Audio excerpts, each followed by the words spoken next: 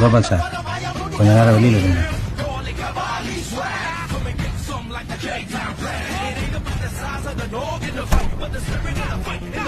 உனக்கு ஒரு விஷயம் தெரியுமா? எங்க அப்பா ரோட்ல செருப்பு தைக்கிறவர். அவருடைய புள்ளனா உனக்கு பிரின்சிபல்.